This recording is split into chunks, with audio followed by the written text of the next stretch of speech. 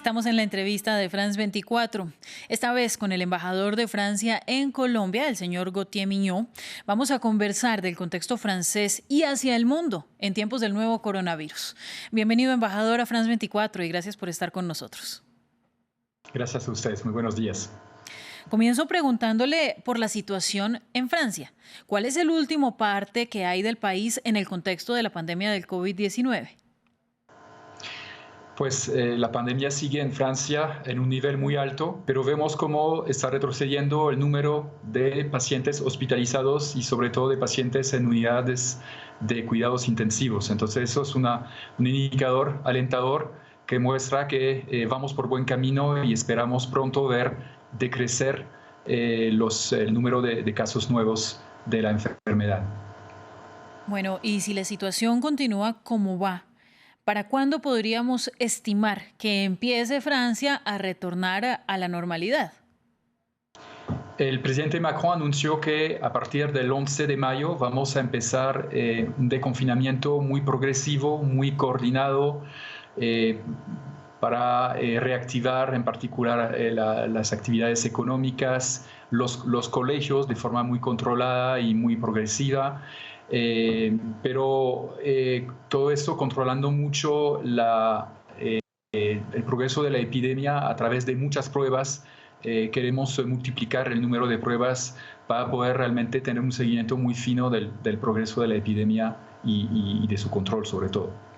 Bueno, mire, nunca habíamos vivido en esta generación una situación de pandemia como la que sucede actualmente. Todo es nuevo. Los gobiernos han tenido que adecuarse a lo que está pasando y equiparse para una situación para la que no estaban preparados. Entonces, ¿cómo ha sido el caso de Francia y esta adaptación, por ejemplo, al adquirir los famosos ventiladores o respiradores para ayudar a los pacientes en las salas de urgencias? La adquisición, por ejemplo, de tapabocas que hoy se han vuelto un bien tan preciado a nivel internacional. Efectivamente, hemos tenido que recurrir a importaciones masivas, a aumentar también la producción nacional de respiradores en particular, y ahora nuestros hospitales hacen frente a la pandemia. Estamos en capacidad de manejar los flujos. Hay algunas tensiones en algunas regiones de Francia, pero hemos organizado transferencia de pacientes hacia otras regiones de Francia donde hay menos tensión y también hacia otros Estados miembros de la Unión Europea, como es el caso de Bélgica, Luxemburgo, Alemania o Suiza, que nos han prestado su solidaridad para recibir a algunos pacientes franceses, como nosotros lo hemos hecho con pacientes italianos, por ejemplo. Bueno, ¿y usted cree que la respuesta que el gobierno ha dado hasta el momento llegó en el momento adecuado? Hubo críticas en el momento, por ejemplo, de realizar las elecciones municipales cuando ya estaba la epidemia muy avanzada y todavía no se había dado la orden de cuarentena. Entonces, ¿cree que se pudo tomar medida un poco antes? Yo creo que todos los países del mundo fuimos tomados por sorpresa por esa epidemia y que no nos dimos cuenta inicialmente de la magnitud de la ola que nos venía encima. Y en ese momento había consejos científicos que fueron escuchados en Francia por el gobierno, el presidente, y fue sobre esa base que se decidió precisamente mantener la primera vuelta de las elecciones municipales. Pero vimos como las recomendaciones científicas no son unívocas, no son siempre confiables y finalmente le toca al gobierno, le toca al poder político decidir y tomar sus responsabilidades, y creo que es lo que ha venido haciendo el gobierno de Francia hasta la fecha. Mire, Francia es un país especialmente turístico en Europa. Se ha visto el golpe no solamente en su país, sino en todo el mundo y la caída de las actividades económicas. ¿Cómo está asumiendo Francia esta parálisis y cómo está ayudándole a su sector turístico para que pueda recuperarse una vez que todo esto acabe? Francia está apoyando muy fuertemente tanto a las empresas como a las poblaciones más vulnerables.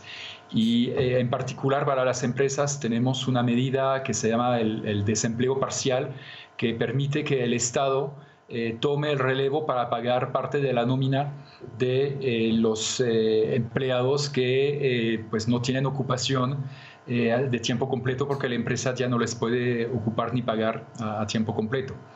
Y eso vale en particular para las empresas turísticas, pero para estas empresas también se han tomado medidas específicas, como por ejemplo la posibilidad de no reembolsar a los clientes, sino darles vouchers para pues, simplemente no acabar con la caja de esas empresas y que puedan sobrevivir durante este periodo. Ya que estamos hablando de algunas medidas que ha adoptado el gobierno francés, sigamos hablando, demos a los televidentes un repaso de estas decisiones que se han tomado en tiempos de pandemia para asegurar el bienestar y la supervivencia de la población. Hay en particular una cosa que quiero destacar, porque estamos viendo en Francia, como en muchos países durante el confinamiento, un aumento de la violencia intrafamiliar, en particular de la violencia contra la mujer. Y hemos puesto en marcha en Francia un dispositivo de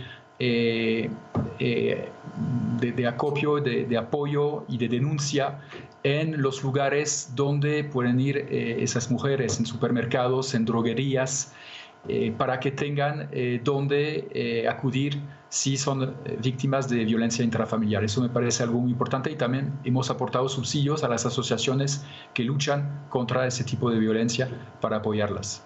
Bueno, y hablando de eso, otro gran problema, aparte de la violencia contra las mujeres, es la violencia contra los niños. Las situaciones de maltrato infantil también se han exacerbado no solo en Francia, sino en otros países del mundo. Pero está la dificultad de que no pueden ir los trabajadores sociales a movilizarse a las casas para verificar los estados de los niños. Efectivamente, y por lo tanto es tan importante este dispositivo que permite en los lugares donde la gente sí sale, las mamás en particular, poder denunciar, o los vecinos, que también tienen un papel muy importante que jugar, o los familiares. Pero efectivamente eso es también uno de los problemas del confinamiento y es importante, por lo tanto, en algún momento poder salir del confinamiento y retomar este tipo de actividades, como es el caso de los trabajadores sociales. Bueno, lo que predicen economistas es el aumento de regionalismos después de esta crisis del COVID-19. Hemos visto en las noticias el aumento de la cooperación de Francia con el resto de países de la Unión Europea. ¿En qué va esta cooperación y cómo les ayuda a superar la crisis? Pues creo que hubo un primer momento un poco de sideración donde cada uno respondió a nivel nacional porque la salud pública no es una competencia de la primaria de la Unión Europea, es una competencia de los Estados miembros, pero ya hemos tomado las medidas coordinadas a nivel de Unión Europea. Por ejemplo, para el caso de repatriación de nuestros connacionales en el mundo, hemos trabajado muy de la mano y aquí en Colombia es un excelente ejemplo de ello, de esa cooperación entre países europeos, pero obviamente donde la respuesta ha sido muy fuerte. No solamente a nivel sanitario, como lo explicaba antes, sino a nivel económico. El Banco Central Europeo ha inyectado unos 750.000 millones de euros en la economía, es una cifra sin precedente.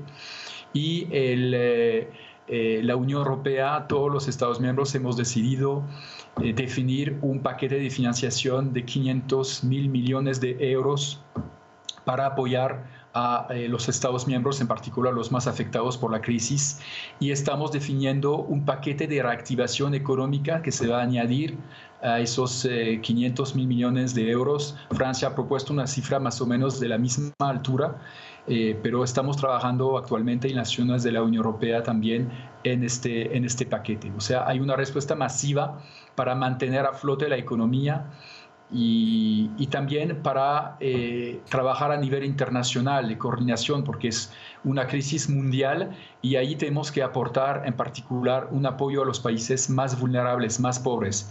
Y fue la iniciativa que tomó el presidente Macron cuando propuso de cancelar la deuda de los países más pobres, y ahí hubo un primer avance en la reunión esta semana del G20 que decidió suspender para este año 2020 la deuda de los 76 países más pobres, en particular los países de África, que son nuestra primera preocupación porque es el continente donde están los países más pobres del planeta. Bueno, mire, y le voy a pedir que hablemos un poco de temas regionales en esta parte del mundo. ¿En qué van las ayudas, por ejemplo, al proceso de paz de Colombia? Sabemos que en todo caso el COVID-19 tiene las actividades paradas. Así es, pero seguimos muy de cerca la implementación del acuerdo de paz en Colombia. Esta semana tuvo lugar el informe trimestral y el debate trimestral en el Consejo de Seguridad de Naciones Unidas en Nueva York, de forma virtual, por supuesto, pero el trabajo no es virtual para nada, es muy concreto. Y a nivel de Francia también queremos seguir apoyando a Colombia y acelerar obviamente nuestro apoyo en ese periodo para poder aportar más recursos a Colombia. Lo hacemos a través de la Agencia Francesa de Desarrollo en particular. Estamos en discusión con varias autoridades, tanto nacionales como locales en Colombia, para ver cómo aportar préstamos de unos cientos de millones de euros, ayudando a Colombia a no perder el rumbo de la implementación del acuerdo de paz, de la definición de un nuevo modelo de desarrollo, de lucha contra el cambio climático, contra la pérdida de biodiversidad, contra las desigualdades territoriales, sociales, de género, y entonces esperamos poder concretar en las próximas semanas y en los próximos meses todos esos proyectos que están en discusión actualmente. Bueno, embajador, ya estamos llegando al final de esta entrevista, pero quisiera antes preguntarle cuál es la posición oficial que tiene Francia, también hablando de temas de Colombia, sobre el asesinato a líderes sociales en el país, que se ha exacerbado a pesar de que en 2016 ya se firmó un acuerdo de paz con la exguerrilla de las FARC. Hay cifras que hablan de entre 36 y 60 personas que habrían fallecido, contando que hay casos que no están confirmados en sus actividades de líderes sociales.